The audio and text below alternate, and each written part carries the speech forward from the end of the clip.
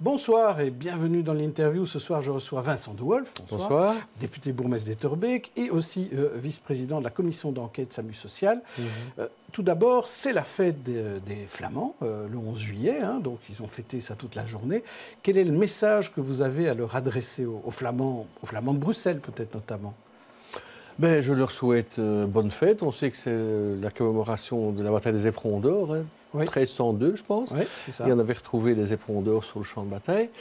Voilà, c'est une tradition. Ils ont leur fête comme les francophones ont leur fête. Donc je leur souhaite bonne fête, mais nous ne souscrivons pas à certaines déclarations qui ont pour but de se lancer tête baissée dans une énième réforme de l'État qui aurait pour but de disloquer la Belgique ou d'encore complexifier le modèle. Ça ne nous paraît pas conforme à nos priorités qui sont la sécurité, le vivre ensemble, la bonne gouvernance, mais aussi évidemment réussir le socio-économique. Alors, d'habitude, le 11 juillet, à 11 h, il y a une tradition à l'hôtel de ville.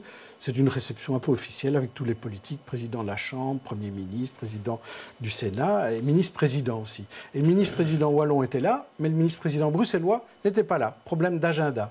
Est-ce que Bruxelles doit être représentée à ce genre de festivité? Écoutez, c'est une fête officielle d'une communauté. Je rappelle quand même qu'à Bruxelles, c'est la seule région officiellement bilingue de Bruxelles.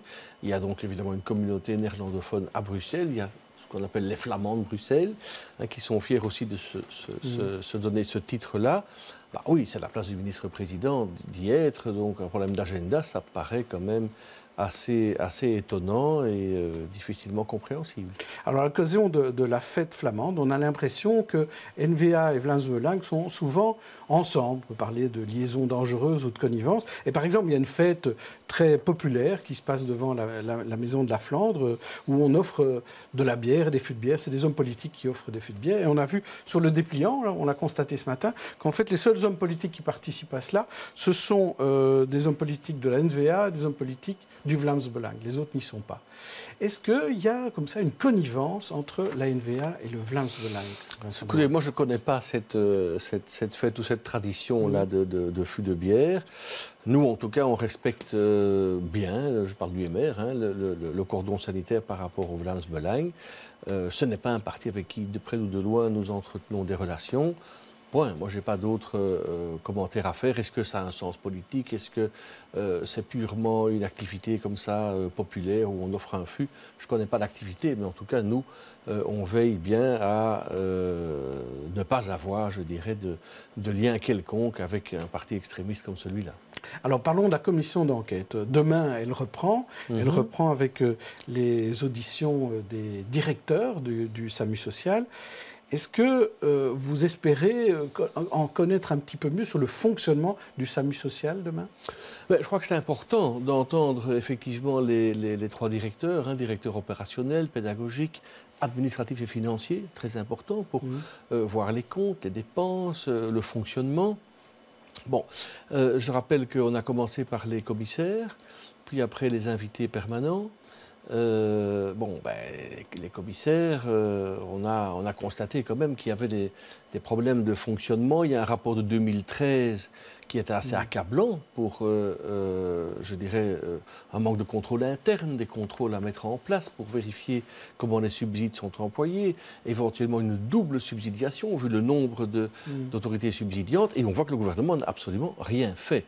Pire, je dirais, les invités permanents qui devaient représenter le ministre-président et le ministre du Budget et des Finances, ils ont été, l'un a été une fois, l'autre jamais. Donc c'était un peu des invités absents. Je ne comprends pas comment le gouvernement a pu continuer à donner comme ça plus de 10 millions par an sans mettre un minimum de contrôle en place. Contrôle pourtant réclamé à corps et à cri par l'inspecteur régional en 2013. Mais pour revenir sur la direction, parce que c'est vrai qu'il y a les administrateurs, on en a beaucoup parlé, on en reparlera encore beaucoup, mais il y a aussi les directeurs. Ceux-là, ils utilisaient l'argent des subsides et apparemment ils les utilisaient bien. On en dit du bien de cette direction. Mais on va voir, nous on va là en âme et conscience, en bonne foi, on n'a pas de préjugés. Moi, je ne connais pas ces personnes, on va les entendre demain, on posera des questions. Et ce serait intéressant de voir notamment, il y a les jetons de présence, il y a des réunions, est-ce qu'elles se tenaient pas, selon quelle cadence, est-ce qu'on faisait des PV ou non, comment était géré. En tout cas, en 2013, l'inspecteur parlait d'un déficit de contrôle interne dans l'ASBL aussi. Donc ça permettra quand même, on espère, de voir clair à cet égard. Alors, que doit devenir le SAMU social? Est-ce que ça doit devenir une instance régionale ou ça doit rester une ASBL en dehors de tout? Écoutez, je pense qu'il y a beaucoup de gens dans le SAMU social qui ont fait un travail remarquable et encore aujourd'hui, parce que c'est un travail dur, de dévouement, en prise avec vraiment ceux qui sont dans les plus grandes difficultés sociales. Donc, coup de chapeau par rapport à tous ceux qui se dévouent et qui se sont dévoués. Maintenant, il est vrai qu'il est apparu que le SAMU social est financé à 98,4%, je crois, par les subsides publics. En tout cas, laisser faire comme ça s'est passé antérieurement, non, ça n'est évidemment pas possible. Ce n'est pas une société privée qui travaille dans une île séparée du reste. Est-ce que ça doit rester l'opérateur privilégié en région bruxelloise? Moi, je pense que ce ne serait pas anormal que ça devienne une structure publique. Puisqu'elle est financée presque à 100% par les pouvoirs publics. Et en tout cas, il faut que les choses soient transparentes, qu'elles soient claires, qu'il y ait un contrôle permanent, comme ça se passe dans une entité publique, que ce soit une commune ou la région. Il y a un budget, il y a des comptes, il y a des réunions, il y a des PV. Tout ça doit évidemment être fait, il y a unanimité là-dessus. Alors, en matière de gouvernance, justement, vous en parlez, les bourgmestres défis proposent de réunir la conférence des bourgmestres pour parler intercommunal. Est-ce que vous êtes d'accord là-dessus? Il y a une urgence que la conférence des bourgmestres se réunisse là-dessus? Pour parler intercommunal, ça veut dire quoi, concrètement? Donc, des intercommunales, de leur gestion Vous avez vu cet appel des 3 bourgmestres de défi? Oui, mais quel est le contenu? Ils veulent faire quoi avec ça? Quel est l'objet? La gouvernance, travailler sur la gouvernance dans les intercommunales. Oui, on peut le faire là, on peut le faire ailleurs. On a me semble-t-il, un groupe qui travaille assez bien. On se voit 2 fois par semaine, 1 fois par semaine, là, sur la gouvernance au Parlement, avec l'ensemble des chefs de groupe. Et ça vous suffit? Vous trouvez que ça suffit? En tout cas, on a travaillé sur les intercommunales, sur les plafonds, sur la réforme de l'ordonnance de 2006, où on veut intégrer tous les mandats publics et dérivés dans le plafond et dans les contrôles. On estime que si une ASBL est subventionnée à plus de 50%, ça devient une entité publique. Mais je rappelle que la conférence n'a qu'un pouvoir d'avis, ce n'est pas un pouvoir décisionnel. Maintenant, les gens qui siègent à la conférence ont de l'expérience, donc moi, je n'ai pas de problème qu'on leur demande leur avis. Et il y a beaucoup de députés bourgmestres parmi eux qui sont déjà au Parlement. Il y en a, et donc on peut demander leur avis, mais je rappelle que ce n'est pas une instance qui va prendre une décision ou voter un texte qui serait exécutoire. Alors, on a vu aussi, c'est dans la DH de ce matin, on a fait les comptes. Quand on regarde les cabinets ministériels en région bruxelloise, ils sont très nombreux dans ces cabinets. Il y a à peu près, je crois, près de 380 équivalents temps plein. C'est ce que a compté l'ADH. Alors évidemment, c'est un peu moins que la Wallonie, mais c'est plus que la Flandre. En tout cas, il y en a beaucoup. Est-ce qu'il faut là aussi faire un effort au niveau de la région? Moi, j'avais interpellé, en question d'actualité, le ministre-président vendredi passé, par rapport à une intervention de Cumuléo, apparemment une non-publication, etc. Ces problèmes-là, en tout cas, ont été réglés. Il est clair que, en ce qui concerne le ministre-président, il faut reconnaître que sur le site Internet apparaissent les membres du cabinet. Est-ce que c'est bien proportionné ? Sans doute que des efforts pourraient être faits là comme ils doivent être faits ailleurs. Ça peut interpeller de voir, j'ai lu le titre aussi, qu'apparemment il serait le champion du nombre de personnes. Bon, je reconnais qu'il y a eu la 6e réforme de l'État, qu'il y a des lourdes compétences qui sont arrivées, qu'il y a du travail en plus. Mais je crois qu'une plus grande transparence et un véritable débat de proportionnalité entre le nombre de personnes qui travaillent là et les tâches à accomplir, on ne devrait pas en faire l'économie.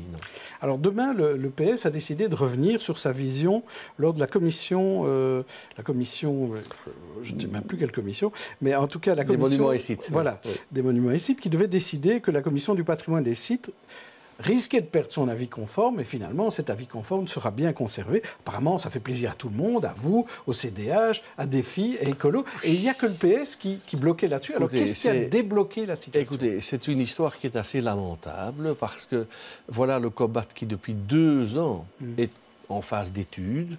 Le gouvernement était dépassé par les événements. On a déposé, nous, des dizaines d'amendements. Eux-mêmes aussi. C'est parti au Conseil d'État. C'est revenu. Ils ont redéposé des amendements. À croire que ce dossier n'était pas préparé. Et ont-ils pris la peine, en amont, apparemment pas, de consulter l'associatif, les forces vives du terrain, pour dire que pensez-vous de l'idée de supprimer l'avis conforme des monuments et sites. Le Conseil d'État a été très dur par rapport à ça. Le Conseil d'État, dans son avis, section de législation, dit quoi? Il dit qu'il y a un vrai recul dans la protection du patrimoine. Ça porte atteinte à l'article 23 de la Constitution. Et donc nous, là-dessus, avec les députés Van Quatsenhoven et Draps, on a attaqué pendant plus de 2 heures en commission pour réinstaurer cet avis conforme. Rien à faire. Madame de Groot s'est abstenue, M. Clairfailly a soutenu, le mur a commencé à s'effondrer, je dirais. Mais le ministre-président était très ferme et ils ont voté comme un seul homme au niveau socialiste.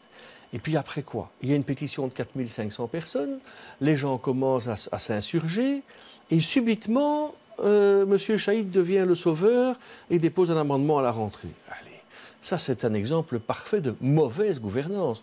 Non-prévisibilité, pas de concertation, pas de réflexion. Et quand on est dépassé sur le terrain et qu'on voit qu'on va perdre sa majorité dans l'Assemblée plénière, en un coup, on fait... Vous croyez que c'est pour ça? C'est de la stratégie par rapport aux négociations, aux discussions qu'il y a pour l'instant? Ça, je ne sais pas, mais quand on compte sur les doigts et qu'on voit qu'au niveau défi, ça commence à devenir difficile de suivre, que le monde de ceux qui respectent le patrimoine se soulève, que nous, on se bat, qu'Écolo se bat, qu'au niveau du CDH, ça commence aussi à se questionner. Je pense qu'ils se sont dit, on n'aura pas de majorité, on va sauver la face. Merci Vincent De Wolf. Demain, je recevrai à votre place Fabien Minguin de Défi. D'ici là, bonne soirée et bonne journée de demain.